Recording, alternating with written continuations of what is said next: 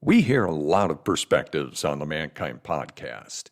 Inclusion of a guest is not an endorsement of their views, and the opinions expressed here do not always represent the mission or values of the Mankind Project USA.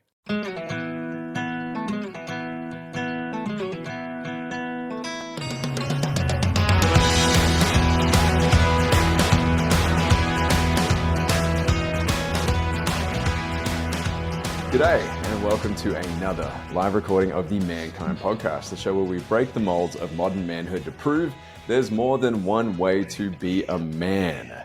Really, we're just trying to simplify manhood and masculinity for ourselves. And all of you who listen, Boysen likes to think we're complicating masculinity. Good luck with that today. Gig. That's his own gig. No, I'm here as the present layman to keep things simple. As we are joined by a legend of the Mankind Podcast. He is easily some of our most downloaded episodes on our series on the masculine archetypes. Boysen, who do we have with us today? Douglas Gillette, again, I think for the 7th appearance on the podcast. I think that may be correct. And yes, as Brandon said, most downloaded series of podcasts we have had. We take his archetypes series and we send them out to guys who are just getting started in men's work as like, here's a primer for you. Here's some deep stuff. Absolutely. Now, SNL, they hand out jackets for, was it 5 times hosting or something? So we need to come up with something, an honorary, pin, or I don't know, something like that. I like that idea. We could do that. So for those of you not familiar, today we're talking with Douglas Gillette. We are going to be talking about his latest book called Soul Making, The Realization of the Mystical Life. I'll give you a little bit of book cover background on Douglas. Douglas Gillette, MARS, MDiv, has a Master of Religious Studies degree from the University of Chicago and a Master of Divinity degree from the Chicago Theological Seminary. He's taught in the Emeritus program at Oakton College for nearly 2 decades, as well as served as a pastor, pastoral counselor, and a Jungian-influenced life guide. He is the best-selling author of several books, including King, Warrior, Magician, Lover, which if you're familiar with the Mankind Project, you're familiar with that book. Co-authored with Robert Moore. He lives in the Chicago area with his wife. We'll probably talk about his backyard. Welcome, Douglas. Say hello. Hello. It's great to see you guys again for the 7th time or whatever. For the manyth time. Douglas is somebody who... Great to be here. Thank you, and you're welcome. And thank you for sharing again with us. And we have been talking, you and I have been talking about your book for a little while in the lead up to getting it published. And we put out a promo message for this episode to kind of get us primed and ready. And I was just saying to my wife before I came in here, I'm going to force Douglas to break it all down into a 3-step process to how to live the mystical life. Hey, as the resident layman, Boysen, that is my job. Stick to your lane. To try and break it down. So in the promo thing that we sent out, one of the things that you highlighted and focused on was this idea of personhood as kind of a central theme, like the whole point of mysticism is about recognizing personhood. So let's start there, maybe with like, what do you mean by mystical and what do you mean by personhood? Well, first of all, mystical was not my choice. It was the publisher's choice, but that's okay. I never have thought of myself as a mystic, but I guess, looking back on my life as I do for large portions of the book, I was born that way and didn't do spiritual exercises particularly or anything else. It's just born open. So I would say a mystic has many definitions, but my definition, at least for myself, is just born open, porous, to other dimensions of reality, and how they infuse and arrive in and influence and tone and color what we call daily life. And beyond that definition, I would say a sense that uh, we are all each other at a deep level. And beyond that, we are all we are living in a psychic medium, within a psychic medium that encompasses and unfolds absolutely everything, and the thing beyond absolutely everything. So, uh, and in that sense, I'm talking about the divine, in whom we live and move and have our being. So maybe there's a bit of a word of warning for anybody listening to this podcast. There's your basis for the conversation. Divinity. We are going to be going into, I am quite sure that we will be talking about understandings of God, understandings of divinity, understandings of psyche, and understandings of persons. So maybe that's it. Maybe the next question is, what do we mean by, you talk about persons as the point of reality, and also psyche, capital P, psyche, lowercase p. Mm-hmm. Let me start with psyche. Psyche, lowercase, indicates the finite psyche, the psyche that we live with most of the time and are usually functioning on that level. Psyche with a capital P is anything above, at higher registers, you could say, well, also maybe below, but higher registers of consciousness and being. Ultimately, the infinite psyche. My emphasis on persons is this. Modernity, huge generalization, and of course, whenever you make huge generalizations, you're not speaking the whole truth. We never speak the whole truth anyway, even though we try. But in my view, personhood is not only the ultimate in this world, the ultimate expression of anything, certainly of nature, but personhood is, and the most validating form or experience of personhood is love. Great. Good. And there is nothing greater than that. No matter how big this universe is, no matter how many other universes there may be, no matter how many levels of reality there may be, a person is the highest expression of nature. And by that, I mean all these other dimensions and universes as well. But it is because and people who are not theological may not agree with this, but finite personhood, such as we have, or are mostly aware of anyway, Right. is the quote unquote substance and intention and expression of the infinite person, the divine. Secondly, why is personhood the highest? Well, I said love.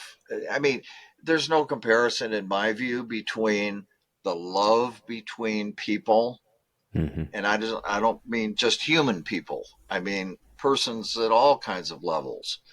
Why is it the highest? It's the most fulfilling, completing, joyful, and wondrous experience a human being can have. I can pause there. Well, the Beatles were onto something, weren't they? They were. And when you think about like just historical figures that have had some form of influence or voice, like Ram Dass, a couple gurus come to mind. I mean, even Tony Robbins will say one of the greatest examples of God is love. So when they're talking to an audience of people from various religious backgrounds, or maybe none at all, it's like the best way to understand divinity or God is love. Am I tracking? Because there is nothing that even comes close to the feeling when you feel it. And I don't mean it's every day and every moment of every day, but when you feel it, you know you're complete. You know you're validated. It's just full. And after I've experienced moments like that, I don't care about anything else. I mean, I do have to come down from that and pay the mortgage and things like that. But there's nothing. I mean, even awe, wonder, terror, even gratitude, as powerful as those emotions are, they don't fulfill us without the experience of love. Here's another thing about persons. A lot of modernity, I started there. Modernity, God love it, and I wouldn't be alive today without modern medicine. And I'm thrilled with the discoveries of the sciences and so forth. The truth, though, in my view, is that many moderns forget the person. They seem to believe that what there is objective reality. And if persons exist at all, that's an epiphenomenon of material reality. Okay? Right.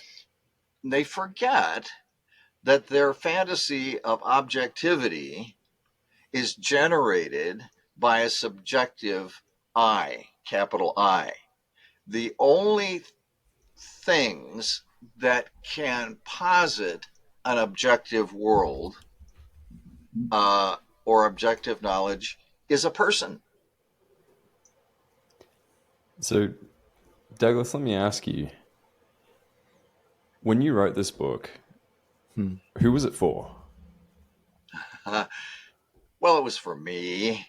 It was for my 24 plus 29-month-old granddaughter. But what it really was, it was for God. But beyond those things, or along with them, it was for everyone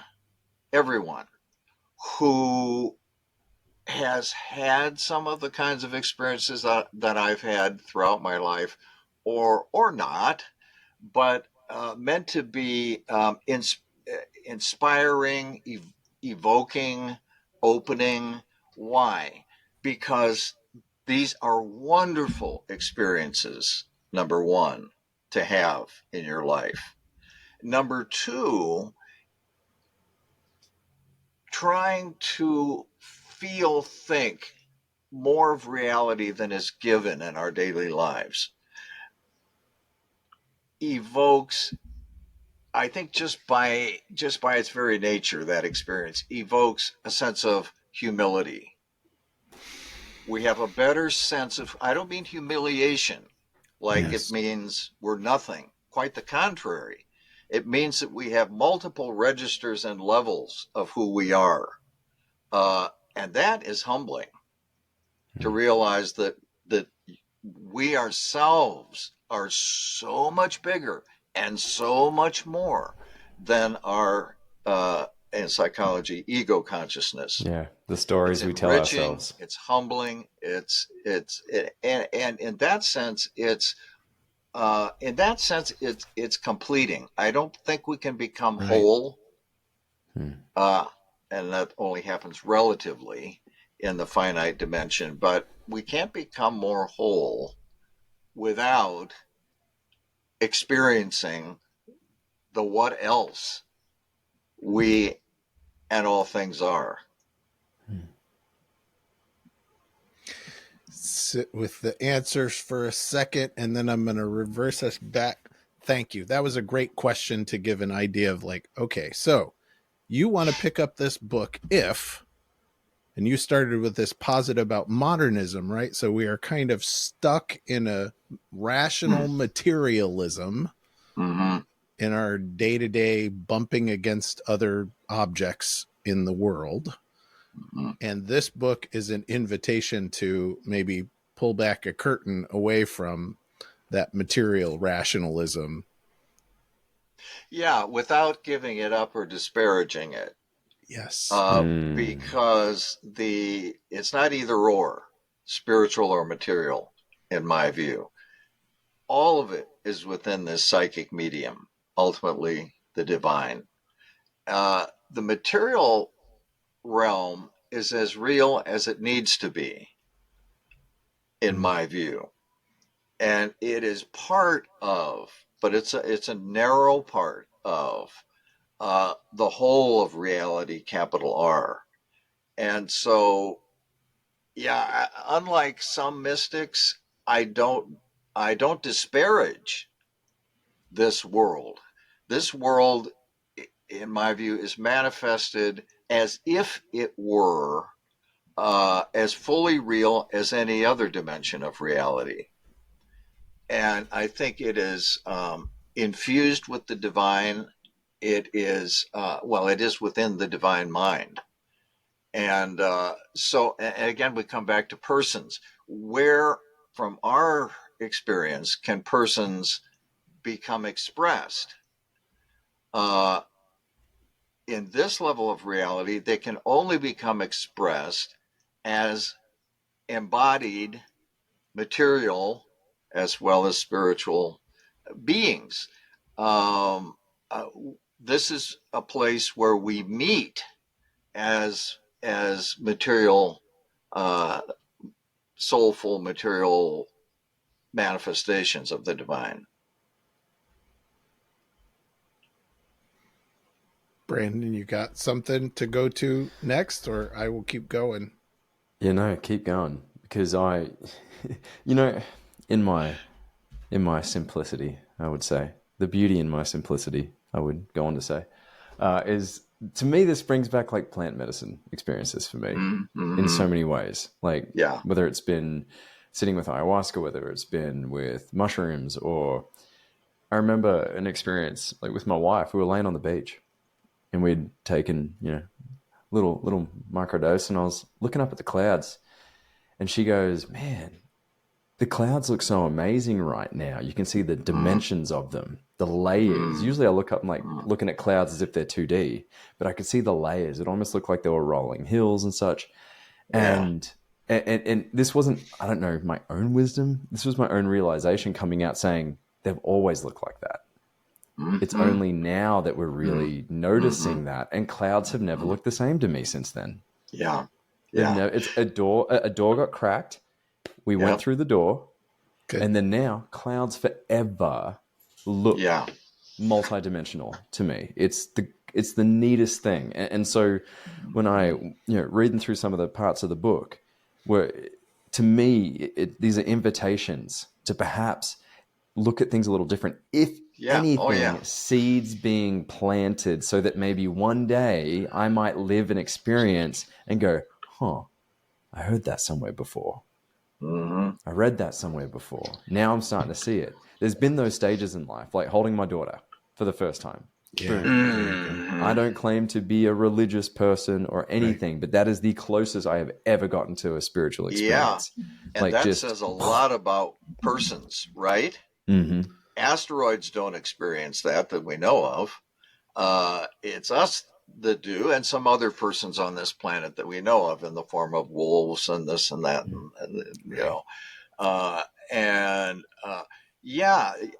exactly what you're talking about. That there's this kind of layered vision that comes, and you begin to see that there is this just behind what normal consciousness is, and then there's a layer beyond that, and a layer beyond that, and so on.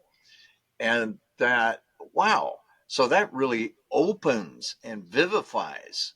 Um, so your ability, Brandon, now to experience the layers of reality, capital R, as far as you do, as far as I do, as far as Boysen does, as far as anybody does, has been um, well, I guess kick-started from that experience, and now it's with you, and that's all it takes, really. It's just you know, we're not inventing these layers. Yeah. And we know that from the experience itself. You didn't invent seeing layers in the clouds. It was given to you that a veil was removed.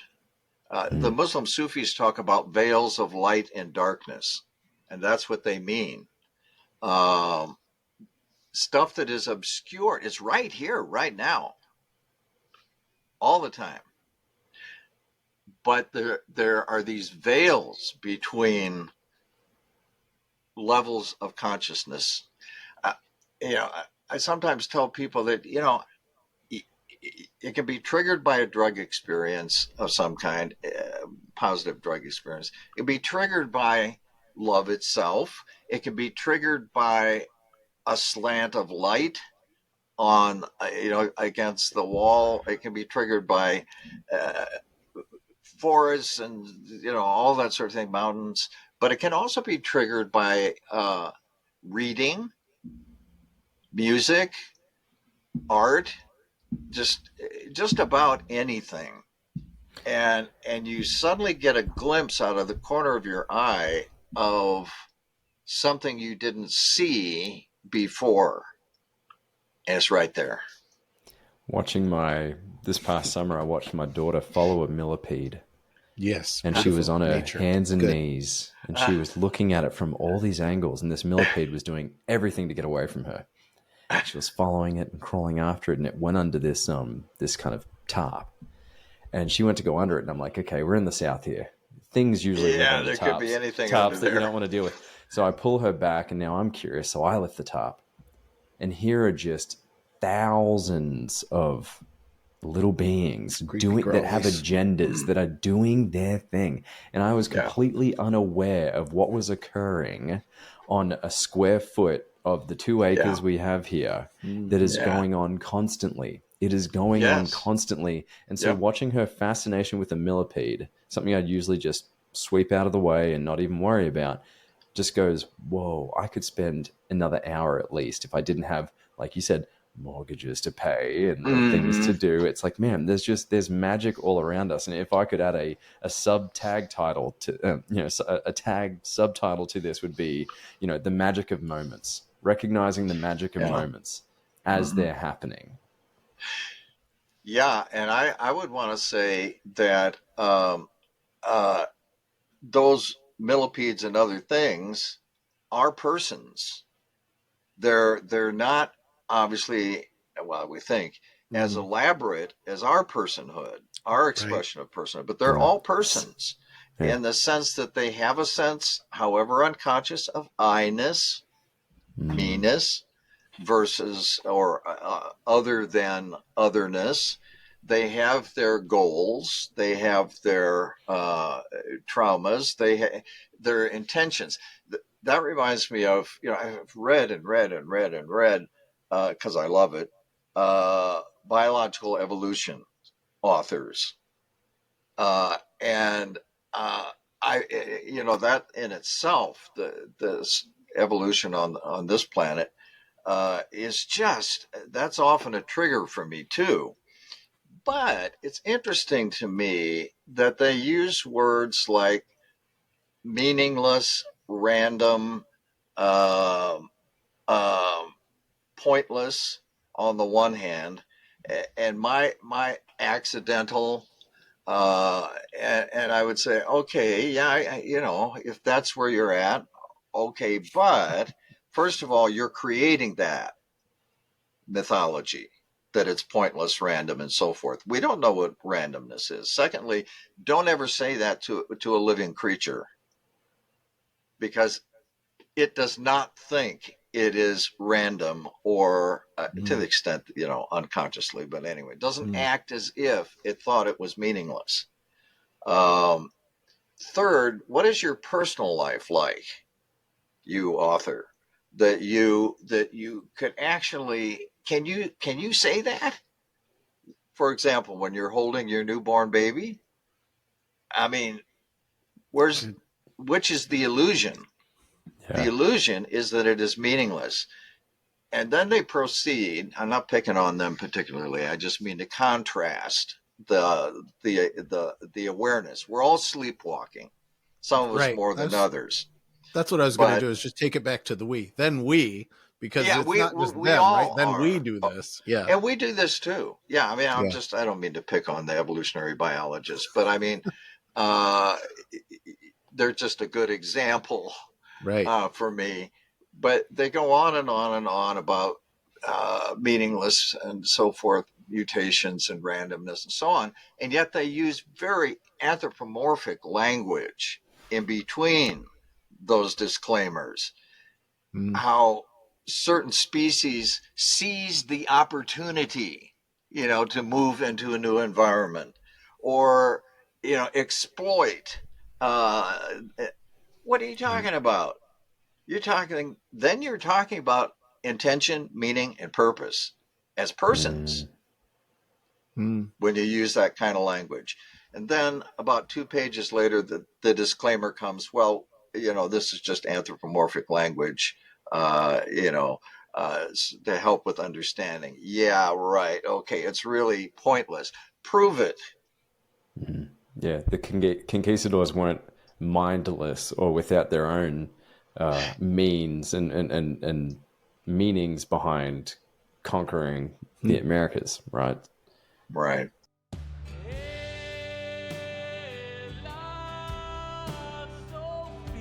We're thrilled to have BetterHelp as a sponsor for the Mankind Podcast. BetterHelp matches you with a licensed therapist for live one-on-one sessions, someone trained to listen, support, and offer helpful insights. If getting one-on-one support feels like a good direction for you, I invite you to check it out. Go to betterhelp.com/mankind and get 10% off your first month of therapy.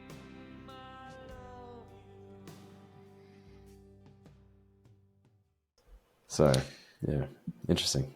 So when you dive into this book, listeners out there, this is one of the kind of challenging propositions that's being offered by the book. And in thinking about it, the title for this podcast is like, we don't know shit. We're making it all up. And wouldn't we rather choose something that has this kind of purpose, meaningfulness, personhood kind of embedded in it? Because there's lots of options. And I think that's what the book highlights, that over and over and over.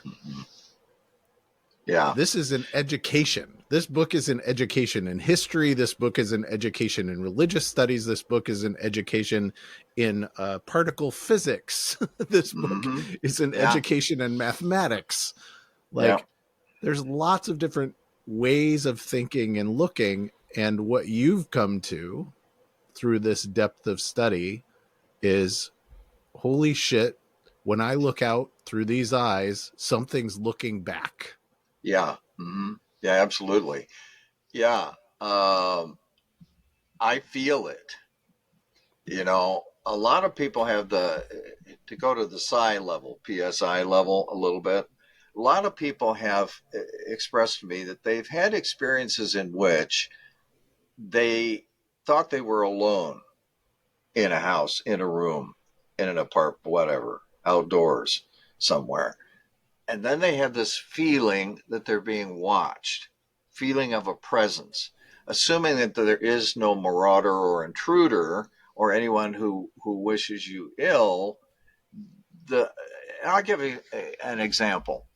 When I lived in Israel in the Negev desert many years ago, I would walk out into the desert, sort of a foolish thing to do, because there are wild wolves out there.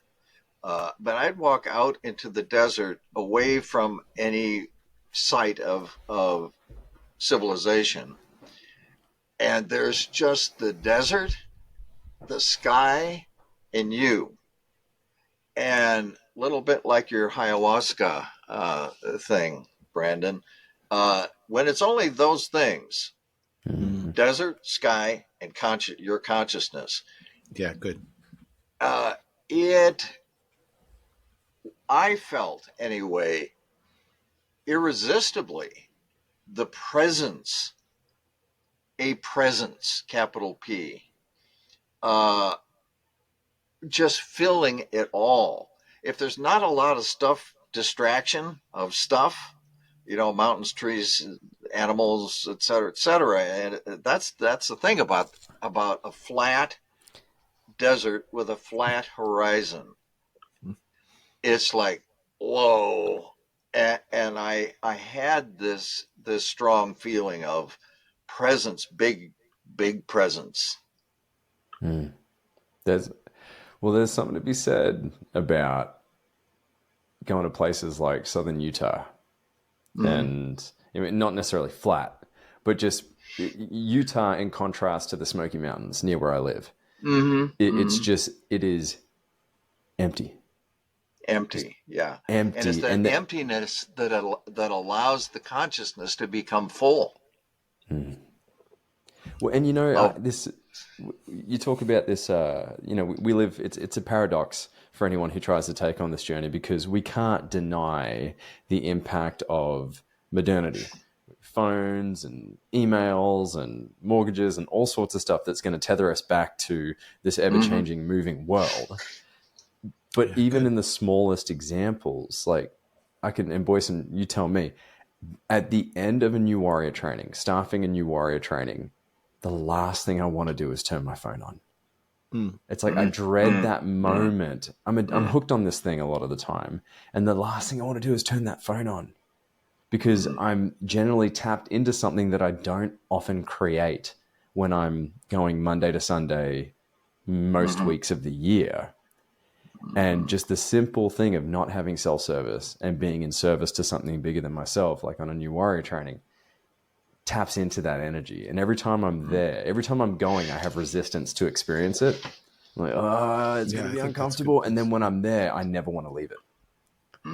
Yeah. Same experience in wilderness. Yep. I that's exactly, you're describing exactly what I experience often. And it doesn't have to be with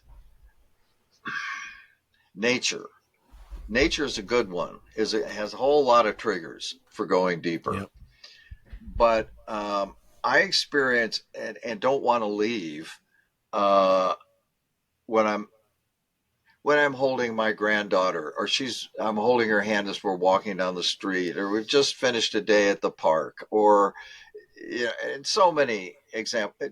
That's extraordinary time and space.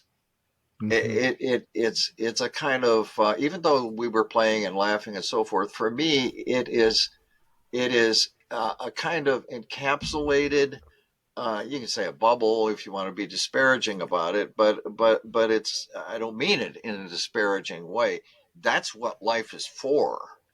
I mean, and that is as we said earlier, that's the fulfillment of everything. And I don't want to leave that space and time of fullness, of joy and love. Have to, of course, but I don't want to leave. So, yeah. Maybe there's a why question in here. So many of the podcasts that we do, especially, I'm going to say especially Brandon's, do have a kind of vibe of, how do I maximize my life? How do I, increase my effectiveness? How do I squeeze more juice out of this fruit that I'm doing? So why would I want to tackle this mysticism? Why would I want to tackle this journey? Because it feels so good. because it feels like nothing else you've ever felt or ever will. Again, the fullness, the wholeness, the completeness, the encapsulation. It's a when you have these feelings, and again, they can be in what we call mundane settings, like a day at the park, whatever. It doesn't matter. When you have the feeling, I at least am aware that there is that there are breaks in this reality, and through those breaks come almost like I don't know if it's a good image or not, but I'm looking for the image here right now. Like a light, a shaft, a big shaft of light comes down, and it's like it records that and remembers it and goes back up, almost like a, and it's saved forever because it is an experience of forever fullness. Is there, for those that know you well enough, Doug, do they know when you're in that place? Can they tell? Depends on the person. It depends on where they're at, of course, but sometimes, yeah. I mean, they can hear it in my voice and so forth. I'm not sure that I'll say many of, for example, my students and fellow travelers on my weekly book discussion group thing. I see all their faces on the screen, and I can see those that know. Yeah. And those that are tuned out or have to pee or whatever, so.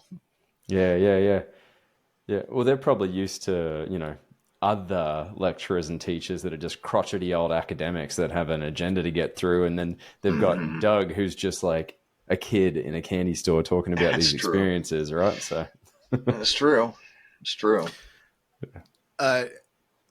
And we know it when we see it too. And in the experience of it makes me long for more experiences of it. Mm-hmm.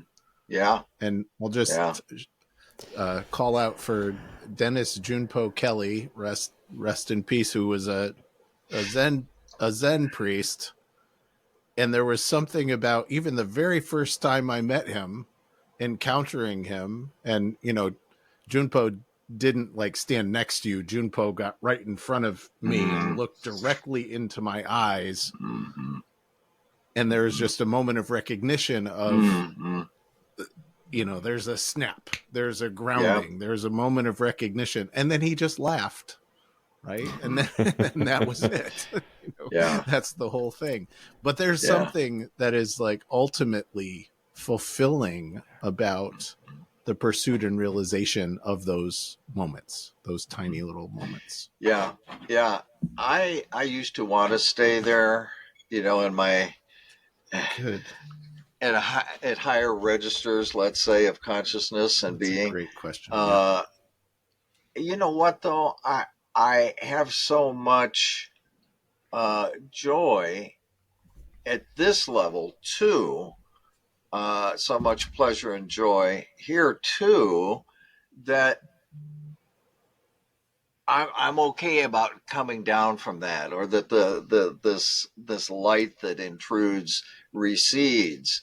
It depends on what I have to deal with next, but there's a carrying with you unconsciously, or semi-consciously, of those experiences that illuminate this lesser, this more fragmented and partial expression of what is being given to us in wholeness in those moments. That's okay. It's okay most of the time. There's a man in our community. He has an inner essence. There you go. Close to the mic. Close to the mic. Okay, I'm quiet again. He has an inner essence called Walks Between Worlds. And it is so accurate because so often when we're trying to lead a training, or he looks aloof, he looks disconnected, like he's doing something else. And then after a meeting, he can tell you everything that was said. He heard Yeah. everything, but then you watch him walk off to a tree and put a hand on it or something. And it's just like, man, it's like he is walking between two worlds. Like he has this ability. It's just so neat because I'm like, man, this guy's not paying any attention. We're going to have to do all the work. Right. Nope. Everything registered. Everything registered. Yeah. The walking between worlds is an experience, and it's also developed by either you're born with it or you have to learn it to some extent, or you don't have to, but I mean, it's actually a depiction of reality of the human consciousness, which does live in multiple worlds, in my view. And it's not just two. This guy you're talking about is probably accessing 4 or 5 or whatever at the same moment, because they are there.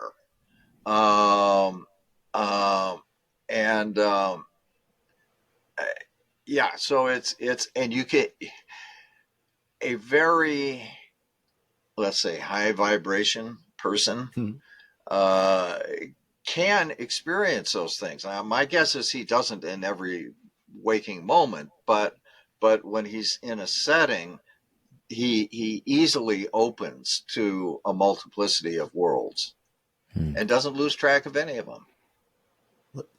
So maybe there's a word of warning in here as well, or an invitation in here as well.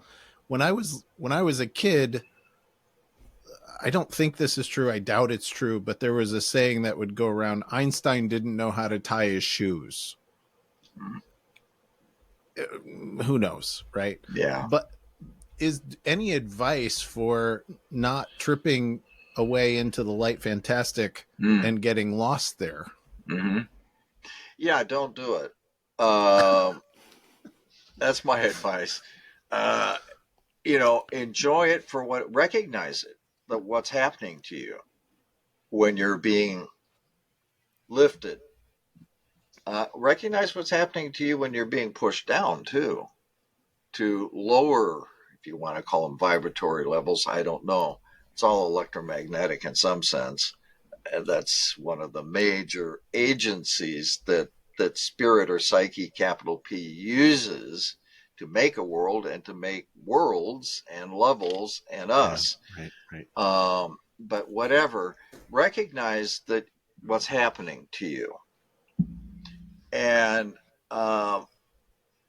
because it's wonderful, to use the typical metaphor, to rise, and it's awful to fall. Awareness that these are just other levels of reality, and that your level of your usual consciousness is just fine too. It has a value and a purpose, or it wouldn't be. And so, because I'm a theist, and I believe it's all the expression of the divine, light and the darkness and everything in between, don't claim to understand why it's this way or like it to be this way, but it is, and beyond my capacity to really grasp it, or anybody's really. But this world we're here for some reason. One of the chapters in the book is, or reasons, why are we here? Yeah, why are we here? Chapter 7. Yeah, Boysen's holding that to the camera for those that aren't joining us for the live stream. That's exactly where I was. I'm gonna read from it when we get there. Yeah. Okay. Well, yeah, I mean, I don't think it's possible. I think God has many purposes, multitudes of purposes. I don't think we can kind of guess at some of them. We can intuit some. The vast majority we do not grasp, nor I think can we grasp, and unless and until we're prepared to be infinite, and none of us are prepared for that, in my view, to be infinite. So, but I think I think there are variations in why we're here, depending on individuals and whatever the divine has in mind. But I do think, I don't know. You know, what to me, if I can, play the simpleton card again. Simon Sinek talks a lot about the infinite game or the finite game. And I believe our psyche and our brain has a wonderful, yet sometimes detrimental ability to put things into black and white. This or that. Yes and no. Black and white, hot, cold.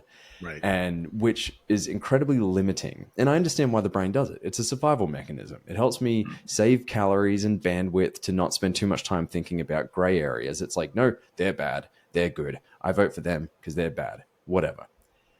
But getting into that habit of that thinking, in essence, I could see being a tremendous blocker in seeing what could be infinite. Because if I am naturally a finite thinker, then I am essentially creating rules and boundaries that are completely unnecessary, in turn limiting myself because I'm thinking there are rules to this whole thing called life, which there aren't at all, are there? It's really infinite. We are the players. We are the writers. We choose what meaning to make of things. Is that tracking? I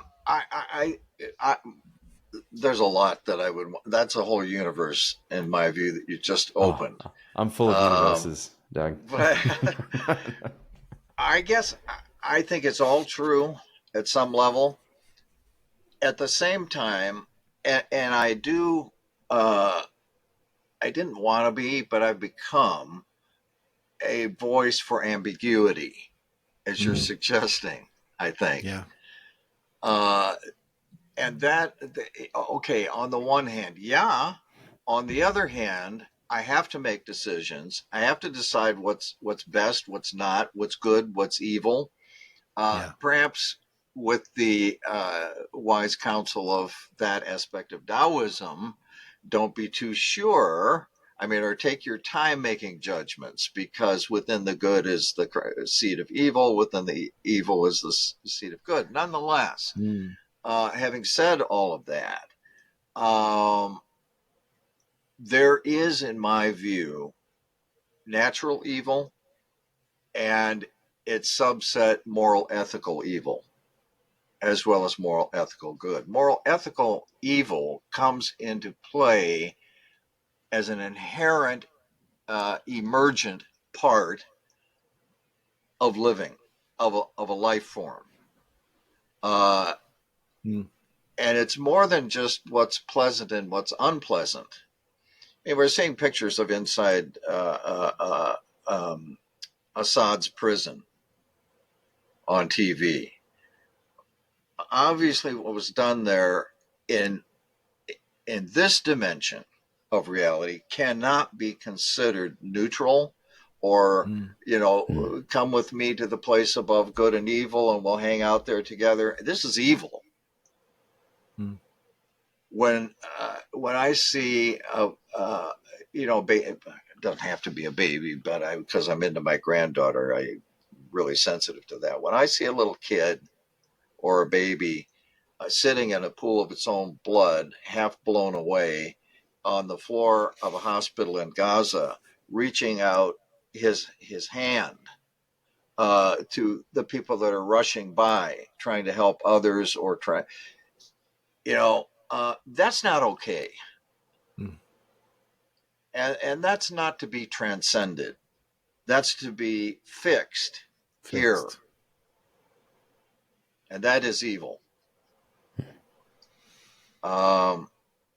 Lying, misrepresenting, strong arm tactics, threatening others' well-being, and so that's evil. It's moral, ethical evil. Robert Hazen, the mineralogist, in what's the name of his book? Anyway, I included in mine. His observation that almost certainly, since all life on Earth has the same genetic code, I mean, the same basic configuration, all of it. His notion is that, and he's not alone, that in the early, say, 4 billion years ago, the early molecules that were forming, carbon-based molecules, which he thinks was RNA, why did they were all trying to replicate themselves. Right.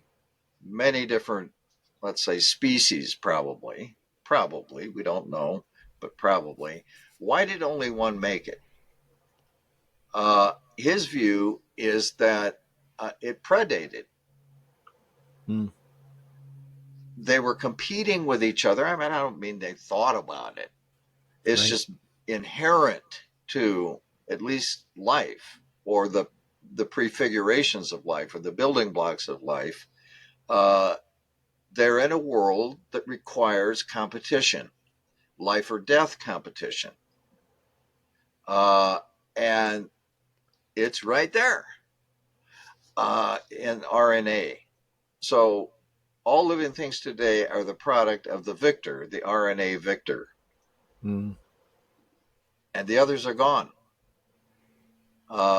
So, I don't think that natural evil becomes moral, ethical evil exactly, at least from our standpoint, until somebody gets hurt. So RNA, probably nobody got hurt, really. Right. But it set the stage for more and more and more complex organisms, and pretty soon they were getting hurt. Yeah. Distinction between consciousness and not consciousness. And how far down does consciousness go? I say down, exactly. But Alfred North Whitehead said, the philosopher said, a thermostat in a certain way, in a very, very, from our standpoint, unconscious way, is a person, because it experiences at least 3 states of being: cold, 0, and hot. And it takes action. Well, okay. Alfred North Whitehead said everything feels something, not through nervous systems and brains, so forth, but everything, let's say, is aware at a very unconscious level. I think that's probably true. We have gone way deep down too, so we're gonna pull back up a little bit, and I'm gonna give, you may be flagging on clarity, and I keep picking up my coffee mug and taking more shots of coffee mug, and Brandon Clift keeps avoiding. I don't see a coffee mug at all. What's going on over there, Brandon? That's because I'm better than all of you. No, that's not why. There you go. There, bring that arrogance forward, cheater. Yeah. Well, okay. Let me just say this before I go down a certain path here. Talk about magical moments. A hawk, which I have sat at this window for the past 2 years since we bought this home, and unfortunately I get to look at the woods here, and a hawk is sitting on a branch right in front of me, and I've seen the hawks, but I've never seen it through this picture, and it's just chilling there right now.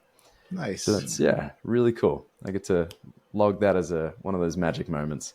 And speaking of magic, there you go. There's my segue.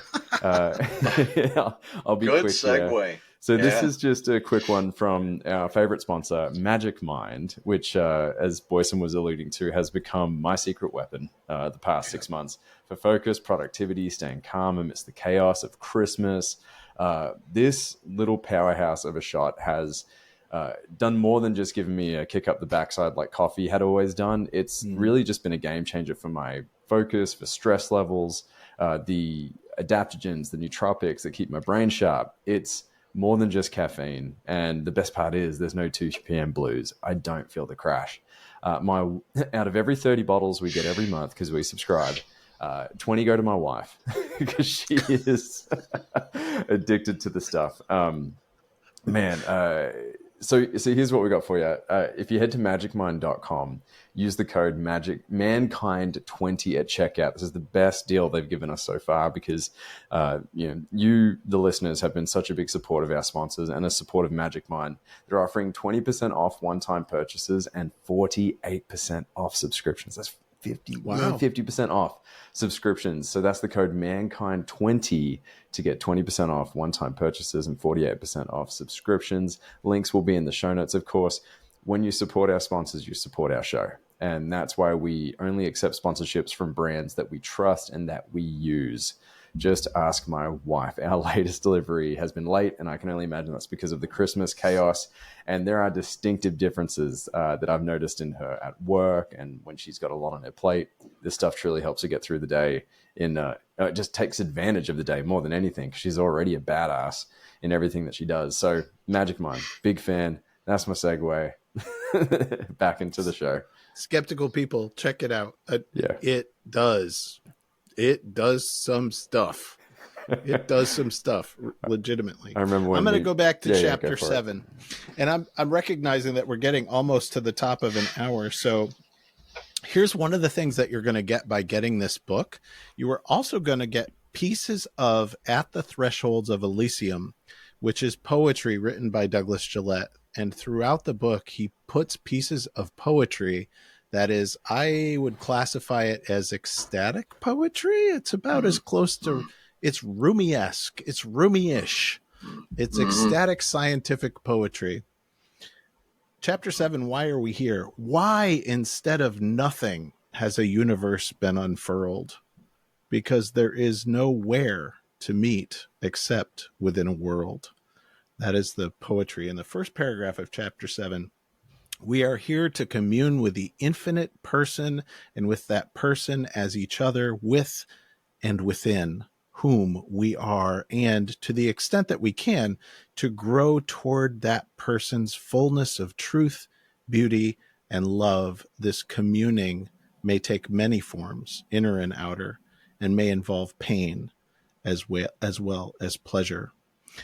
So there's a why are we here that leads, and this is like the last chapter. It's like after you've gotten this intensive education, cross-cultural, cross-history, cross-science, cross-religious studies throughout kind of the known universe, we're here to be in love, truth, and beauty with each other and discover that fullness.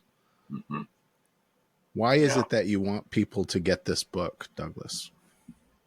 I want them to feel that, to experience that, to feel wonder, awe, gratitude, face darkness, see it for what it is, at least partly see it for what it is, and then be lifted into exaltation, and thereby acquire wisdom, wavy equal sign, maturity, wavy equal sign, humaneness. I don't, I think that's, we're here to meet and make each other, help each other, care for each other so that we can experience, I mean, it's so hard to put into 25 words or less, but love, the fullness of it, and be lifted back into the divine from which we have been decanted into a finite world, which is also divine, but at a lesser level. Did that answer? Sort of. Absolutely. Yes, very much. I wanted to share and evoke, and in that sense, contribute to everybody's adventure of moving, living, and being within the infinite. So Boysen, Doug and I have both shared experiences of those moments. What's something that comes to you when you think about that? What are some times that you can recall? There are some. It's occurred to me twice in this conversation. Sometime around 1994, and here's the exposition of the divine in the everyday. I was cleaning a pan at the little sink in my 1-bedroom apartment. It was rice. I had made rice and beans, which is basically what I ate for dinner every day as a bachelor. Mm-hmm. And had a moment of, I think I had been reading Alan Watts, or I think I was reading Alan Watts at that time. And I'm standing there washing this rice pot and had a moment of absolute clarity that everything was okay. Mm. There was a transcendent release from the fear and anxiety and concern and all of it that is like my normal everyday kind of mundane experience of the world. And I was in bliss, standing there over the porcelain sink washing a rice pot. Yeah. And it lasted about 30 seconds. And I've recovered that 30 seconds off and on over the last decades to do that. But that's... Yeah. Me too. My whole life. And it's so, what is that? You know, what is that? I think it's divine communication. I think it's, you were open, you became open, you were ready. You weren't expecting that, I'm sure. And hadn't prepared for it in any elaborate or ritualistic way. And it just, boom, there it is. It shows you it shows me how close that is. It may be infinite bliss, but it's actually, and maybe because it's infinite, it's infinitely close. It's just right there. And it's like Jacob Burma, the German guy, German mystic.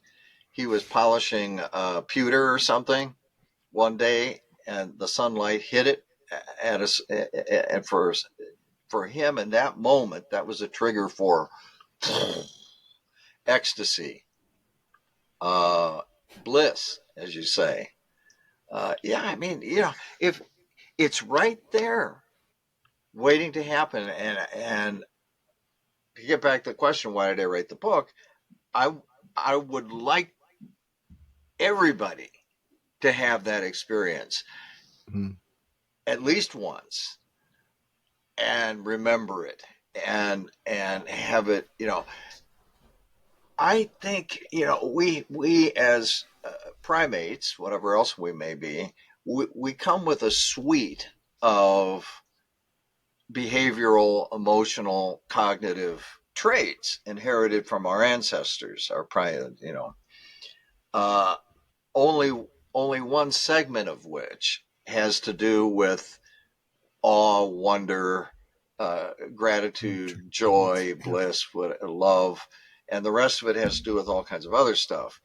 So we come equipped with a suite, but there's something else about us that does not make, or how do I say this positively, that makes that particular segment of our inherited suite a doorway or a window to what is beyond the animal.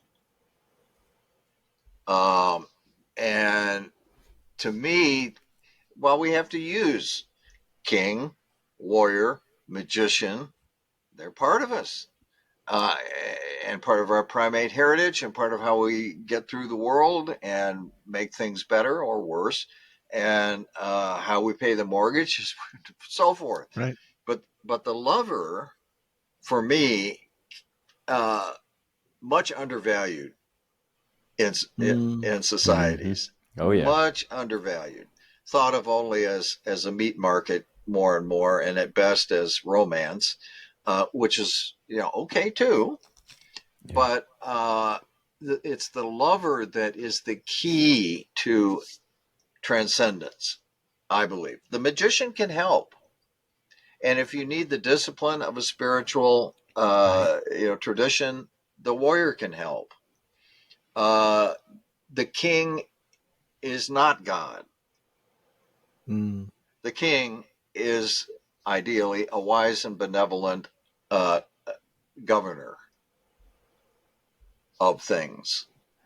But none of them of themselves are transcendent, in my view, per se. Well, I won't go into the details of that, but anyway, the lover is the real door, aided by the others. Yeah. The king is the administrator who can set up the prerequisites for having these experiences. Thank you.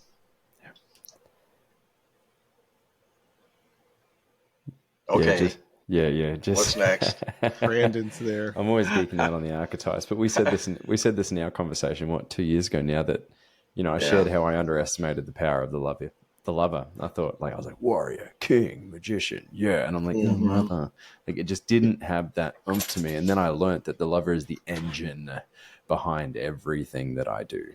It is like the source. It's where combustion occurs. It's where the thrust occurs, the lift. It's absolutely necessary. And if I can give a testimony to these moments, these experiences, or at least my interpretation of really tapping into my soul, getting past the I, the capital I, and the ego, and getting to that soul place. I know so many people in and around these spaces that regularly participate in plant medicine experiences. And interestingly, even with my addictive personality, I've sat with ayahuasca 4 times over 8 days in one sitting, and I haven't gone back to it. And so many of my peers and friends in those spaces are like, oh, why haven't you done it again? I haven't needed to.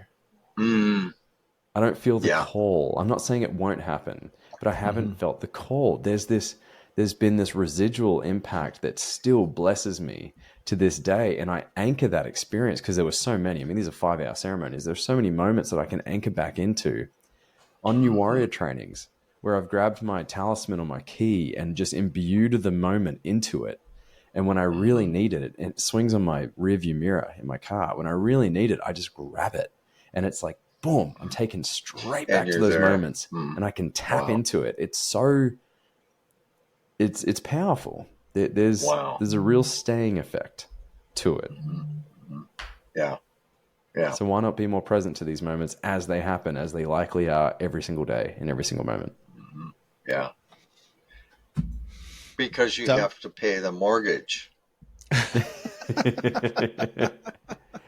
The mortgage is paid because of these experiences. I will dare say. Right. There you go. Right.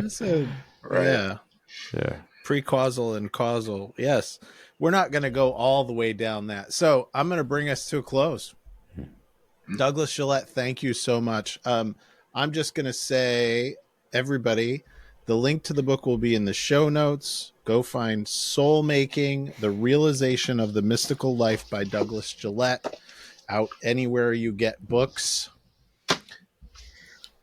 And get more in touch with that big love inside of you that can inform and imbue every moment of your day with a little more mysticism, a little more bigness. Douglas, thank you for being a wise counselor to the podcast. Thank you so much. It's been a lot of fun, and I love you guys. I really enjoy the podcast we do. Yeah, you guys are fantastic. Thank you. Thank you. Well, this has been another episode of the Mankind Podcast, the show where we break the molds of modern manhood to prove there is more than one way to be a man. What do you say, Boysen? What do you say, Doug? Have we achieved that today? We have helped elucidate the path to that. Yeah. Yes, I think there is more than one way to be a person's. There you go. There you go. Yeah. Thank you all for being here. Yeah, lots of love. Thank you. See you next week. Likewise. This has been another episode of the Mankind Podcast, produced in association with the Mankind Project USA. We have been your hosts, Boysen, Hodgson, and myself, Brandon Clift, and we want to thank our guests for joining us today and imparting their wisdom from their experiences in this amazing journey called life. If you want to find out more about today's guests and support them in their mission, you can find links to them in the show notes. Now, if you have found gold and insights that you believe could benefit your loved ones and those you care about, be sure to share it with them. And of course, we are always grateful for a rating and review of the show on iTunes.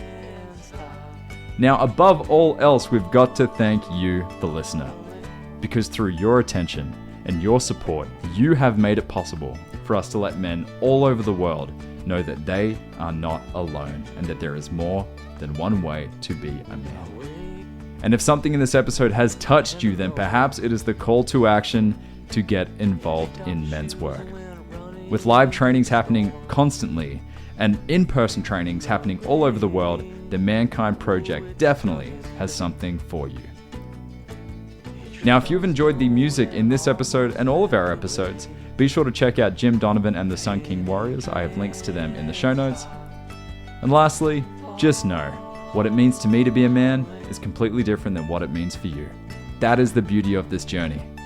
So if you are looking for guidance, support, and community as you begin to unpack and dive deeper into your men's work journey, then you know where to find us. Same place, same time, next week. Lots of love. We'll see you then.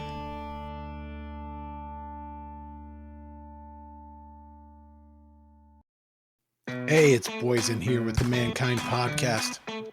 We are closing in on 100 5-star reviews of this podcast, and we have a goal. Brandon and I want to get to 250 5-star reviews. So help us out, will you? Please? Go to the Mankind Podcast on Apple Podcasts or Spotify and leave us a review. Thank you.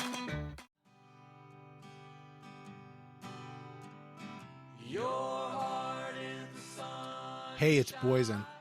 On the Mankind Podcast, we've brought some incredible guests on to talk about the importance of doing the work to improve our mental and emotional health. And here's the truth. Multiple times over the last 25 years, I've had the help of one-on-one work with some amazing therapists. For me, for my wife, for both of us as adoptive parents, and for our kids.